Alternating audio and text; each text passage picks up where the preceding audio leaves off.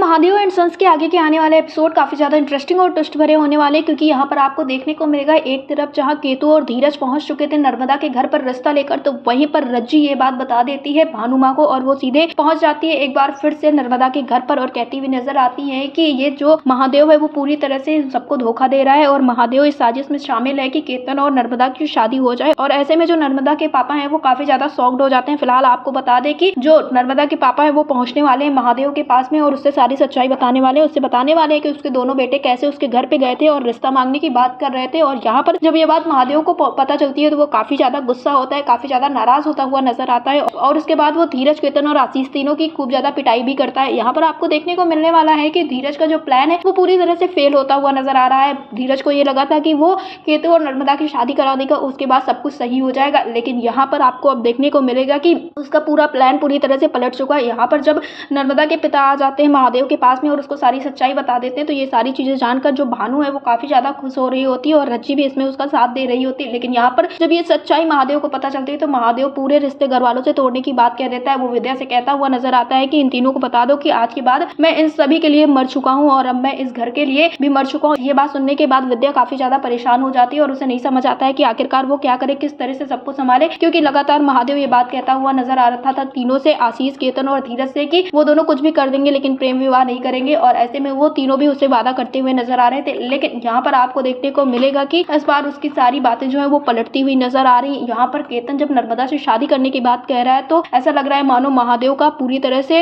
इन सबके ऊपर से विश्वास हट गया है और महादेव अपनी बातों में अब पीछे होता हुआ नजर आ रहा है, क्योंकि उसे पता चल गया है कि अगर उन दोनों की शादी हो जाएगी तो यहाँ पर भानु और सभी लोग उसकी खूब इज्जत उछालेंगे। फिलहाल जो भानु ने पूरा प्लान बनाया था उसका प्लान सक्सेस होता हुआ नजर आ रहा है, क्योंकि नर्मदा के पिता पहुंच चुके हैं महादेव के घर पर और अब वो सबके सामने महादेव एंड सन्स की पूरी तरह से बेइज्जती करने वाली है। तो अब देखना ये होगा कि आखिरकार महादेव आगे चलकर क्या कुछ करने वाला है, क्योंकि उसने अपने घर वालों से तो रिश्ता तोड़ दिया है। तो आगे चल के क्या वो फिर से एक बार केतन, आशीष और धीरज को अपनाएगा या फिर उन तीनों को अलग करके वो कुछ और नया करने वाला है। आपको क्या लगता है हमें कमेंट बॉक्स में जरूर बताएं। सीरियल महादेव एंड सन्स से जुड़े ऐसी लेटेस्ट अपडेट्स के लिए हमारे चैनल को सब्सक्राइब करें, वीडियो को लाइक करें और शेयर करें।